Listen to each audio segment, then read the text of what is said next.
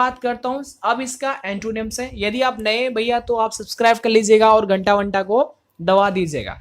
अब बात करता हूं स्ट्राइफ का। देखो समझो, पहले तो इन सबके आपको मतलब समझना है। स्ट्राइफ का मतलब होता है जहां पर शांति नहीं हो, मतलब अशांति। स्ट्राइफ उल्टा क्या हो जाएगा, पीस। तो पीस जो है वो इसका एकदम सही हो जाएगा। हो सकता है आपको समझ में नहीं आ रहा हो, वो का मतलब क्या होता है, WOE। देखो समझो, वो का मतलब होता है जैसे पेन वगैरह या फिर कोई दर्द कोई पीड़ा, उसे बोलते हैं। आगे देखो, रेपल्सिव। रेपल्सिव का मतलब होता है जो आकर्षण न करे आपको, विकर्षण। ठीक है, तो रिपल्सिव इसका उल्टा होता है अट्रैक्टिव। तो अट्रैक्टिव एकदम इसका सही जवाब हो जाएगा। अट्रैक्टिव उल्टा है मतलब इसका। ठीक है, एक है इसमें आइसोलेशन। तो आइसोलेशन का, अब देखो आइसोलेशन का मतलब वही हो गया ना, एकांत। उल्टा क्या हो जाएगा, एसोसिएशन। जहां पर मंडली हो, बहुत बहुत सारे लोग इकट्ठा हो जाते हैं, वो एसोसिएशन कहलाता है। मतलब इसका उल्टा बी वाला हो जाएगा। आगे बात करते हैं एंटीक। और एंटीक का मतलब होता है कि जो बहुत पुराना हो, प्राचीन हो। इसका उल्टा क्या हो जाएगा बताओ, रिसेंट। मतलब जो नया हो, पुराना नहीं हो।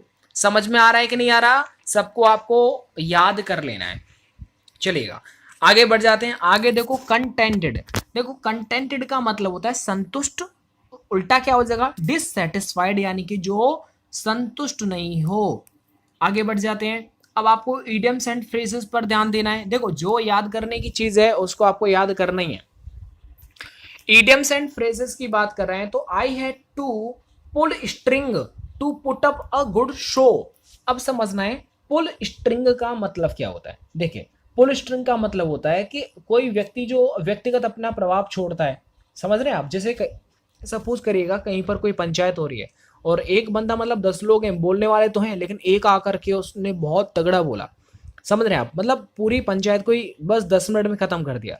तो वो क्या हो जाएगा, अपना पुल स्ट्रिंग कर रहा है, मतलब अपना व्यक्तिगत प्रभाव उसका यूज कर रहा है। तो पुल स्ट्रिंग का मतलब होता है यूज पर्सनल इन्फ्लुएंस। तो ये हो जाएगा आपका बी वाला एकदम सही हो जाएगा। आगे देखिएगा, you can easily overcome this situation if you keep your head. देखो समझो, कीप योर हेड का मतलब होता है कि अगर आप शांत बने रहेंगे, धैर्य पूर्वक अपना काम करेंगे, तो आप इस सिचुएशन के ऊपर क्या ओवरकम विजय प्राप्त कर सकते हो।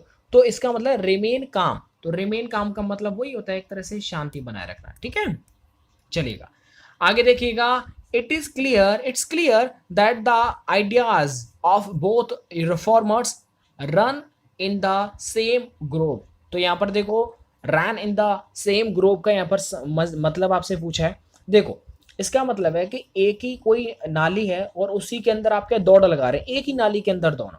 तो इसका मतलब है कोई चैनल है और उसी के माध्यम से दोनों बंदे एक ही नाली में, एक ही चैनल में दौड़ लगा रहे हैं। इसका मतलब हो गया कि मूव्ड इन हार्मनी। इसका मतलब है कि एक ही थाली के चट्टे वट्टे, मतलब एक जैसा काम करना, तालमेल बैठाए रखना कोई किसी भी काम में।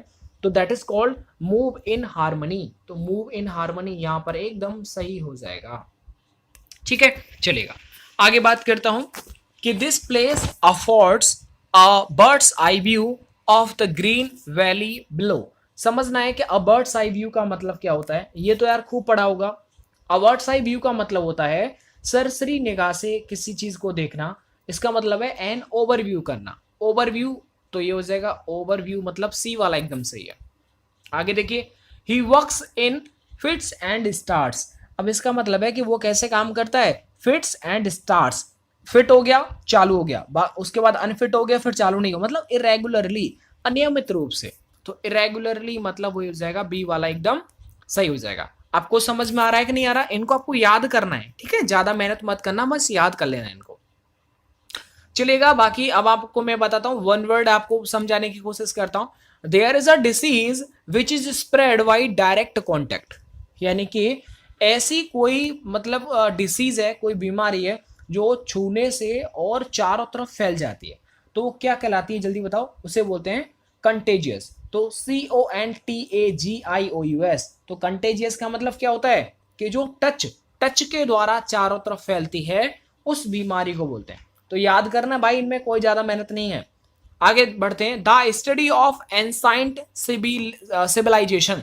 यानी आपने देखा है ना, जैसे पहले क्या होता है, जितने भी पुरातत्व पहले बिल्डिंग्स वगैरह है कि नहीं, बिल्डिंग्स वगैरह पुराने जितने भी पुरातत्व विभाग के जितनी बिल्डिंग्स थी पहले जमाने में, उनकी खुदाई होती है, उन पे मूर्तियां निकलती हैं नीचे से, है ना, निकलते नहीं क्या मूर्तियां, अलग अलग टाइप की चीजें निकल रही हैं, तो वो सब पुरातत्व एक विज्ञान होती है।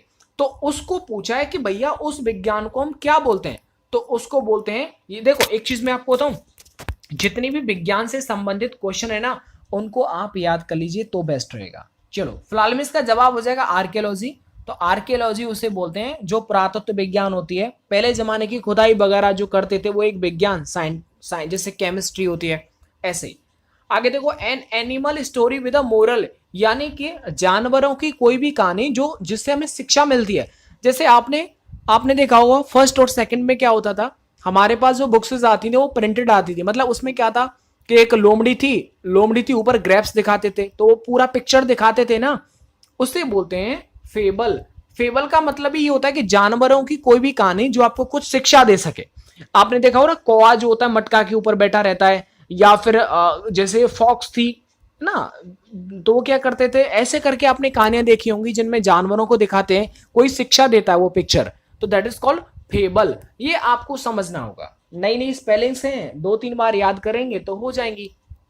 आगे देखो, a thing likely to be easily broken, ये तो सबको पता होगा, ब्रिटल, जिसे आसानी से तोड़ा जा सके।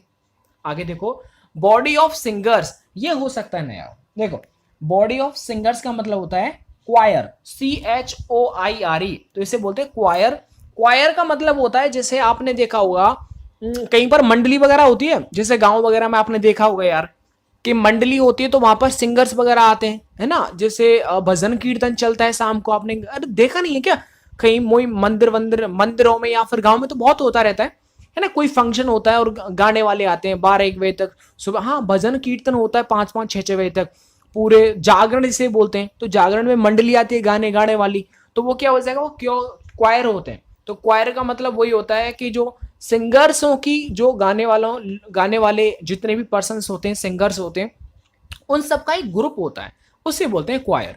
तो ये समझ में आ गया। चलो अब मैं आगे बढ़ जाता हूं और इन सारी स्पेलिंग्स को अब आपको बताना है, इन 4 में से एक स्पेलिंग बतानी जो सही है, बाकी 3 गलत हैं। चलो अब ये थोड़ा सा आपको मेहनत करना पड़ेगा, अगर मेहनत नहीं किया मतलब गलत हो जाएगा। चलिएगा, यहां पर है देखो डेफिनेटली, और डेफिनेटली का आपको सही स्पेलिंग बताना है।